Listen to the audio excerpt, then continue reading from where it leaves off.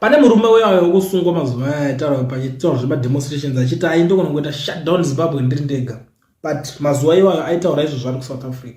Ndobva azongopinda paborder zvanzi right wai kunokuva bati kutambirei sadhaki yakuda kutoitwa kai pamatongoita coincidence muri ngosvikirana nayo. Handiti saka I think zvamaitaura zvinogona kunga chiri chokwadi pavabatwa zvavo vakapinda mukati.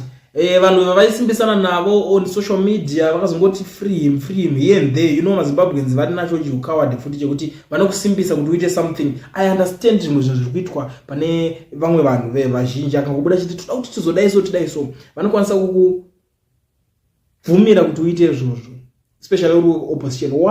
Why are they doing that? Vari kuda kutsvaga imwe way yekudzosera pain inenge yakakonzerweswa kubva kuvanhu. Saka vanhu vanokudza kuti iye pinda pamberi tiende, wobatwa vokusiya uri ikoko, because vanhu vaitanyatsotrasta zvinhu zvese nemwoyo yese inoda yakakwana. Nditi but vanhu vakadisappointika because of mapoliticians ivaya. Vanhu nanhasi havana kana pekutangireko zvinhu. Unozoona mwana wakatoriska zvese zvavanazvo, mwana wakasiya mabasa kutosiya kutora kana live yake yaifanira kunge ari live achiitawo zvimwe zvinhu zviri useful nelife yake chaizvo. Akatoti otaura murungu ndikuuya ndikumbonorwa zvimazuva ndiri kuZimbabwe daunovhota. You see, ndobva vatosiya zvavaita bva vauya. After vese vasiya zvavaita, chitarisa in return, chitarisa zvazoitika after vasiya nguva yevamwe vanhu. That's why uchiona kuti vamwe vanhu vanozopedzera vangoti ina handidi kuvhota kwacho. Ndio nyaya inenge iripo. But anyway, iyo haisiriyo nyaya iri pano. Nyaya iri panapa ndeyekuti uyo anoitwa Prince Dubeko Spanda, former Binga North MP.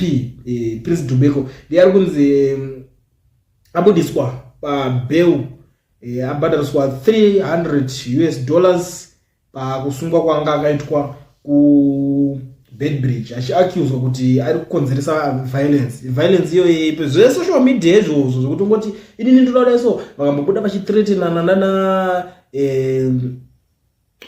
George Charamba. Yes, George Charamba, spokesperson waMnangagwa. Zvakabuda zvichithreatenana so at the end of the day ndokwa inozongosvika nyaya. I don't know muri Zimbabwe kuti munoona sei nyaya ndangoti ndidarike nepanapa so that imimi munobva mangoziva zvimwe zvezvinhu zviri kuitika. Ma-updates I know kuti munanida ari very important. So panapa panozwa Kulin TV. The most important thing kana uchangopfuurawo nepanapa, like this video woramba uchiwana ma-updates ezvinhu zvese zviri kuitika.